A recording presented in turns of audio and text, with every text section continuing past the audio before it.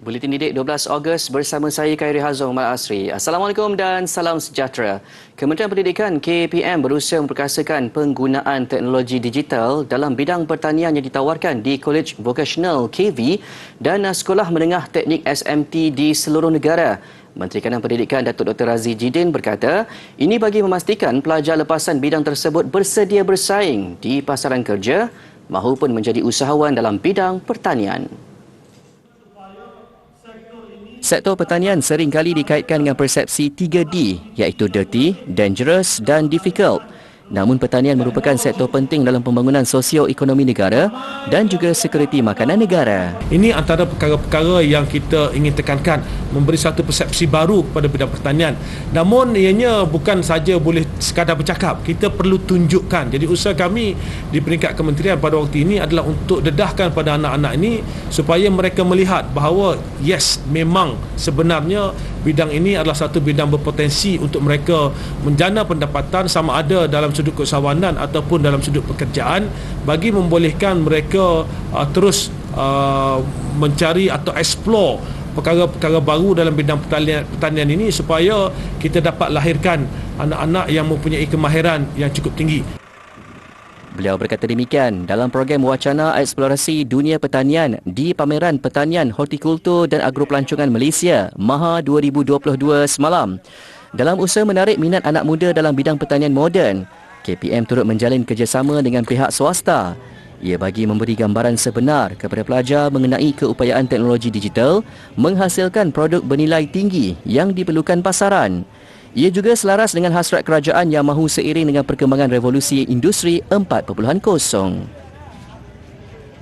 10 pelajar Sekolah Menengah Kebangsaan SMK Datuk Syekh Ahmad Arau Perlis merangkul 4 emas termasuk 1 anugerah terbaik di pertandingan inovasi The World Invention Creativity Olympics WICO 2022.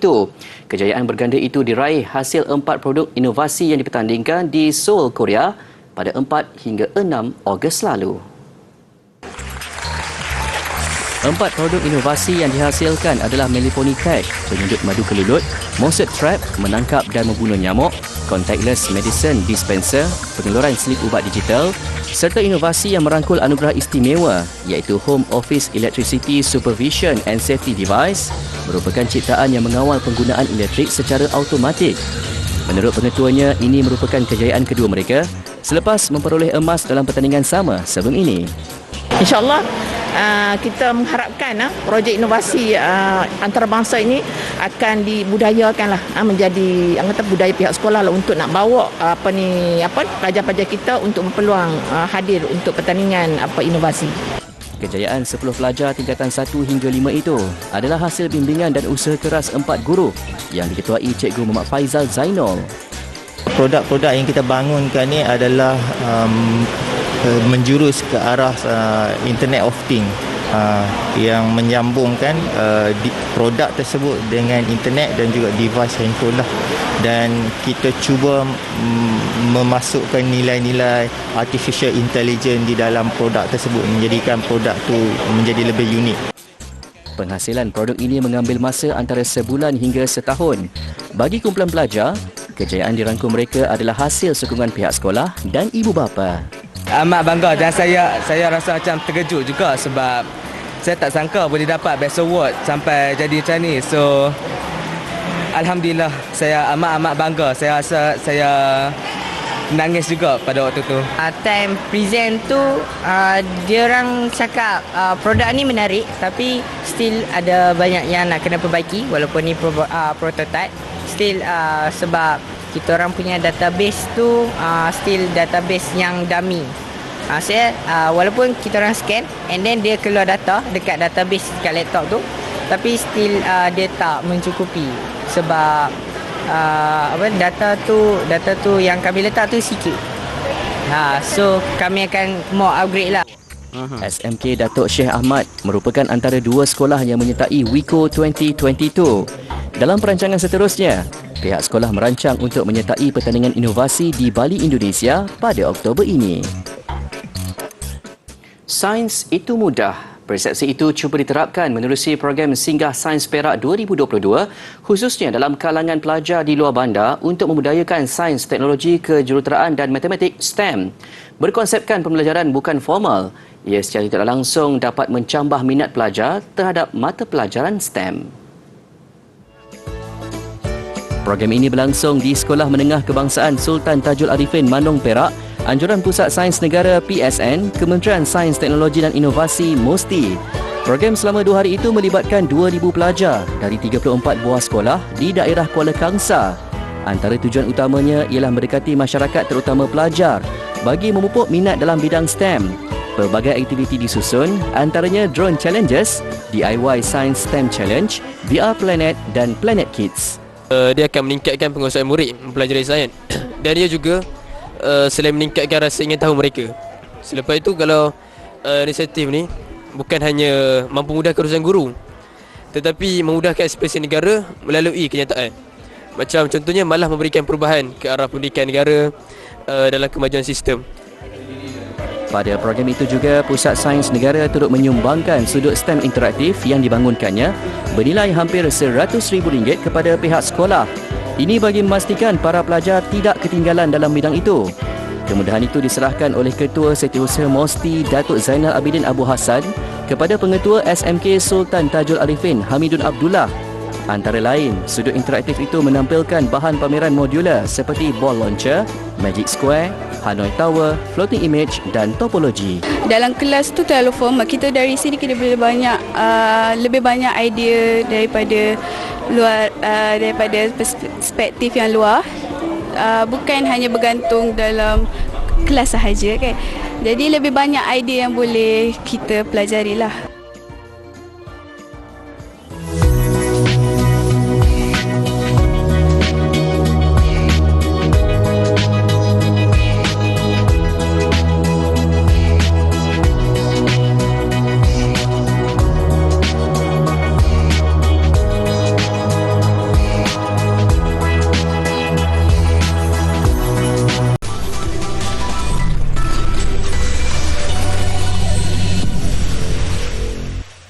Kembali di Buletin Didik. Sambutan Bulan Kebangsaan terus meriah dengan pelbagai aktiviti dianjurkan pihak sekolah bagi menyemai semangat patriotisme di kalangan warganya. Tidak terkecuali Sekolah Menengah Kebangsaan SMK Kampung Jawa Kelang yang melancarkan kempen Kibar Jalur Gemilang. 500 jalur gemilang dikibar bagi menjayakan program ini sempena Hari Kemerdekaan ke-65 tidak lama lagi. Bukan itu sahaja, Persatuan Ibu Bapa dan Guru turut berganding bahu menjayakan program ini. Menurut pengetuanya Datin Aisyah Jaman, banyak lagi aktiviti yang telah disusun bagi menyemai semangat cintakan negara kepada pelajar.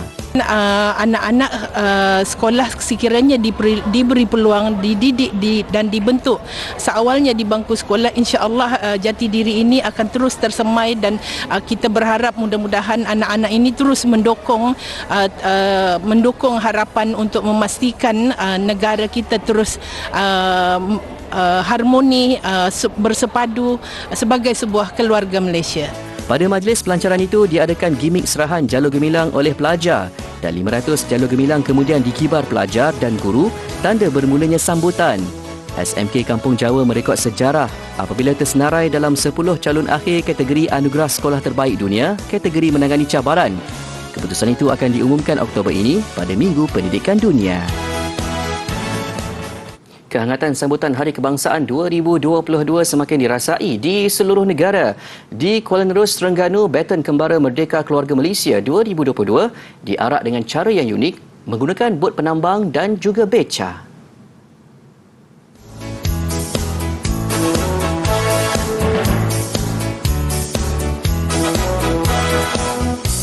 Semalam, Baton Kembara Merdeka Keluarga Malaysia 2022 memasuki sempadan Terengganu dari Kelantan. Dari Kuala Nerus, Baton berkenaan dibawa dengan bot penambang dari jeti Seberang Takir menuju ke jeti Pasar Payang. Perarakan yang diketuai Adun Seberang Takir Datuk Seri Ahmad Razif Abdul Rahman itu membabitkan 2 bot penambang. Selepas kira-kira 20 minit, Baton tiba di jeti Pasar Payang sebelum diarak menggunakan 10 buah beca sejauh kira-kira 100 meter. Sebaik tiba di hadapan Pasar Payang, Baton kemudiannya diserahkan kepada Adun Bandar Ahmad Shah Muhammad. Hari ini jelajah baton berkenaan akan diteruskan di daerah Dungun menuju ke daerah Kemaman sebelum memasuki negeri Pahang.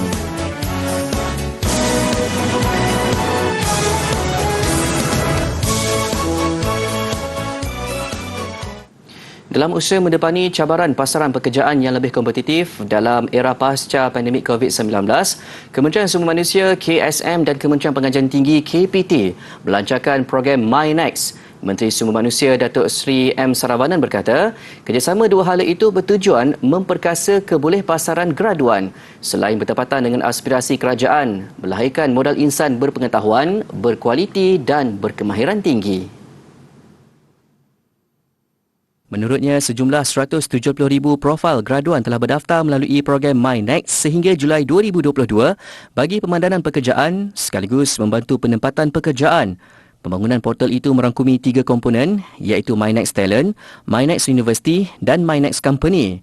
Menerusi komponen yang pertama, ia menilai kekuatan serta memperbaiki jurang kemahiran melalui 5 modul penilaian profil kerjaya dan modul penilaian kompetensi bahasa Inggeris. Komponen MyNext University pula bakal memperkenalkan fungsi Analytical Dashboard. Ia bertujuan membantu institusi pengajian tinggi, IPT awam dan swasta serta institusi latihan kemahiran memantau pelaksanaan latihan industri pelajar. Komponen MyNext Company memberi fokus kepada pihak industri yang bekerjasama menawarkan latihan industri berstruktur kepada bakat muda negara.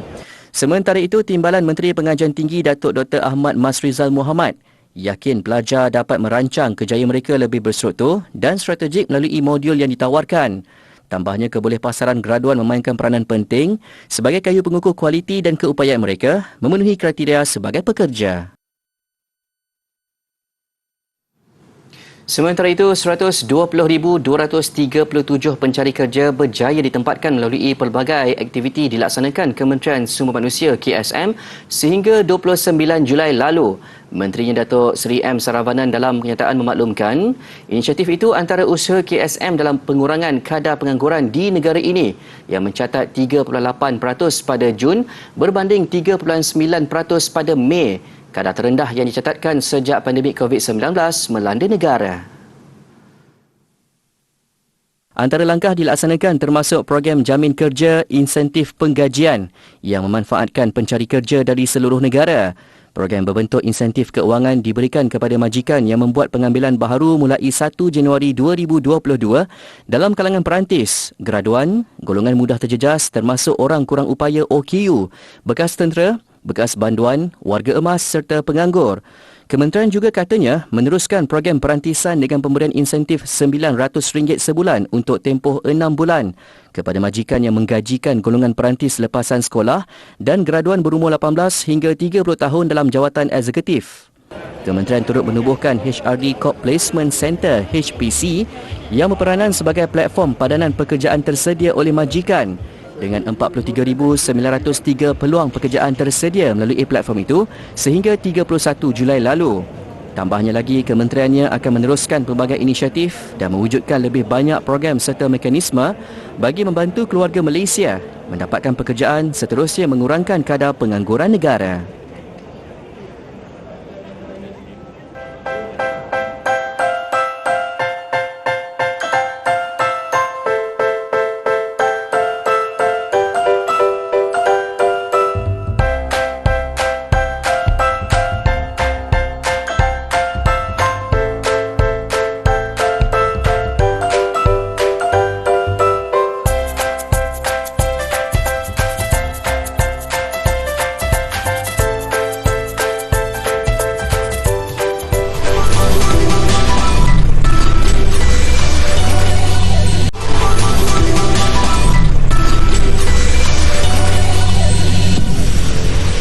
Sambutan Hari Gajah Sedunia buat julung kalinya di peringkat negeri Sabah. Bertemakan rakyat Sabah hidup harmoni dengan gajah, Pekan Kelupit, salah satu koridor laluan gajah dipilih sebagai tuan rumah sambutan ini. Sambutan ini menunjukkan keprihatinan kerajaan negeri Sabah yang serius menguruskan konflik gajah dan manusia yang semakin membimbangkan kebelakangan ini. Penerimaan masyarakat terhadap usaha konservasi hidupan liar terus diberi penekanan walau pahit untuk ditelan kerugian yang dialami oleh industri terutama pekebun kecil. Adun Telupit Dr. Johnny Bon J. Kurum turut menasihatkan pekebun kecil agar menyelenggara racun pertanian mereka bagi mengelak kematian gajah pigmi. Yang saya khawatir ini pekebun-pekebun kecil, orang-orang kampung. Orang kampung ini dia sembarangan buang dia punya racun dan sebagainya. Kemudian racun itu mungkin mengalir dan juga mengena kepada tumbuh-tumbuhan atau buah-buahan, sayur-sayuran, kemudian gajah makan. Dengan kekuatan dan kepakaran yang ada, Jabatan Hidupan Liar Sabah terus meneruskan konflik ini dengan cara terbaik. Kewujudan Pusat Pemeliharaan Gajah Borneo Elephant Sanctuary di Kinabatangan sejak 2012 juga antara komitmen berterusan kerajaan negeri. Isu-isu yang kita hadapi bergantung pada keadaan di mana keadaan ini berlaku. Bergantung juga pada bilangan gajah ini yang keluar ke kawasan ladang. Ada sampai 100 ekor, ada sampai 30, ada yang 2-3 ekor. So kita tangani dengan cara berbezalah mengikut keadaan yang berlaku di lapangan. Majlis tersebut dirasmikan Timbalan Setiausaha Tetap Kementerian Pelancongan Kebudayaan dan Alam Sekitar Sabah, Mary Malangking. Walaupun dunia metaverse baru sahaja diperkenalkan, teknologi tersebut semakin hampir ke masa depan. Sebuah syarikat teknologi berpangkalan di London telah membangunkan perisian yang dikuasakan oleh kecerdasan buatan AI yang boleh mencipta model digital wajah seseorang dalam beberapa minit. Dikuasakan sepenuhnya oleh AI, algoritma boleh menukar pemaparan wajah seseorang menjadi lebih realistik. Our process pipeline involves quite a bit of artificial intelligence process, which involves deep learning and some of the traditional statistical artificial intelligence algorithms. So we fully utilize the power of AI, and then that brings us to this kind of technology. But then our goals are to be able to go beyond just the face to the whole human body and create a full realistic avatar. And once that happens, then maybe you're looking at the entire fashion industry or the clothing that you might want to try out in a virtual space. Menurut Gosh, beliau percaya teknologi yang mereka sediakan untuk memanfaatkan persekitaran realiti maya kini semakin berkembang. Lumi Rhythmic sedang bersedia untuk mengembangkan teknologi dengan syarikat permainan, teknologi kecantikan dan iklan dengan matlamat untuk melancarkan teknologi itu dengan lebih meluas. Dijangkakan dalam tempoh 15 tahun, kebanyakan aktiviti kemanusiaan seperti komunikasi, interaksi sosial, bersukan, pendidikan, pekerjaan, perniagaan dan kreativiti dapat dilakukan secara virtual. Forehand net, yang pertama adalah cara pegangan untuk forehand net. Yang pertama forehand grip. Okey, kedudukan kaki adalah kaki kanan di hadapan dan raket di atas. Kita sentuh, tolak saja untuk lepaskan shuttle ke bahagian sebelah court.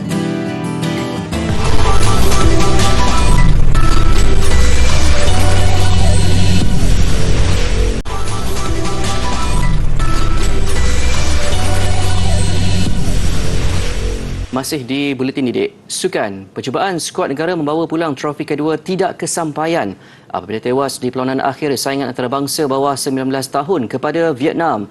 Skuad bimbingan Hassan Sazali Waras itu berjaya bangkit daripada ketinggalan untuk mengikat kedudukan 1-1 sebelum tuan rumah menjulang piala sebagai juara dengan keputusan 4-3 menerusi penentuan sepakan penalti. Malaysia dan Vietnam bertembung buat kali ketiga dalam tempoh sebulan di peringkat bawah umur 19 tahun dengan kedua-duanya berbekal satu kemenangan sewaktu pusingan separuh akhir kejuaraan AFF bulan lalu dan aksi kumpulan saingan jemputan antarabangsa 4 negara di Binh Duong. Kali ini gelaran juara menjadi taruhan menyaksikan Union Bantu meletakkan tuan rumah di hadapan pada minit ke-11 permainan. Perlawanan terus menarik dihiasi ancaman-ancaman berbahaya menuju gawang oleh kedua-dua pasukan. Usaha Malaysia hanya berjaya pada minit ke-84 menerusi tampanan pemain gantian Azhad Haras Arman. Pemenang kemudian ditentukan menerusi sepakan penalti. Menyaksikan Azhad Haras, Adli Ahmad, Danish Irfan Izal berjaya menyempurnakan percubaan. Kegagalan Muhammad Abu Khalil dan Muhammad Izzuddin Ibrahim menewaskan penjaga gol lawan menyebabkan keputusan penuh memihak lawan 4-3. Dan skuad negara terpaksa akur membawa pulang gelaran naib juara bersama $6,000 Amerika. skuad wanita kebangsaan bakal berdepan sama ada Kazakhstan atau Indonesia pada aksi peringkat separuh akhir kejohanan hoki Dewan Piala Asia selepas melengkapkan perlawanan peringkat kumpulan dengan satu lagi kemenangan meyakinkan. Berdepan pasukan negara jiran Singapura pada aksi terakhir kumpulan hari ini, Malaysia mudah merakam kemenangan besar 6-0, keputusan yang cukup baik untuk dibawa ke peringkat separuh akhir esok. Walaupun sekadar aksi pelengkap jadual selepas dua kemenangan yang diraih Malaysia sebelum ini, pertemuan menentang Singapura ini dijadikan pentas untuk jurulatih Rodhanizam Mat Razi menguji beberapa kombinasi berbeza menjelang aksi separuh akhir yang dijadualkan berlangsung esok. Bermula dengan jaringan pembukaan Fazila Sylvester Silin pada minit ke-19, dua gol pantas Noraini Rashid dan puteri Nur Batrisha Nur Nawawi meletakkan Malaysia tambah selesa mendahului 3-0 pada minit ke-24. Dan Noraini terus mempamerkan ketajaman, menjaringkan gol kedua peribadi di penghujung suku ketiga untuk kedudukan 4-0. Singapura cuba untuk memberikan cabaran terutamanya pada suku keempat. Namun beberapa kesilapan yang dilakukan pantas dimanfaat pemain-pemain negara dengan Irin Hussein menjaringkan gol kelima Malaysia sebelum Qasidah Najwa Muhammad Halimi melengkapkan kemenangan 6-0 skuad negara. Pemain muda Cina Zhang Qinwen cipta sejarah tersendiri apabila layak buat kali pertama ke peringkat suku akhir dalam siri jelajah tenis WTA. Kejayaan itu terhasil selepas pemain berusia 19 tahun ini cemerlang menumpaskan wakil tuan rumah Bianca Andreescu di terbuka Kanada. Berlangsung di Toronto, Kanada, Bianca Andreescu turun selaku pilihan utama tuan rumah berdepan pemain wildcard Zhang Qinwen. Namun bintang kian meningkat dari China ini tampil dengan aksi cukup memukau apabila memenangi set pertama 7-5. Bagaimanapun, Zhang gagal mengekalkan momentum selepas Bianca menyamakan kedudukan satu sama hasil catatan 7-5.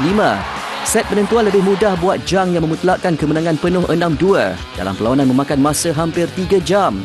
Dia menjadi pemain termuda dari China layak ke suku akhir di terbuka Kanada dengan kali terakhir menerusi Nali pada 2013. Zhang bakal bertemu Karolina Pliskova dalam perebutan slot separuh akhir lewat malam ini.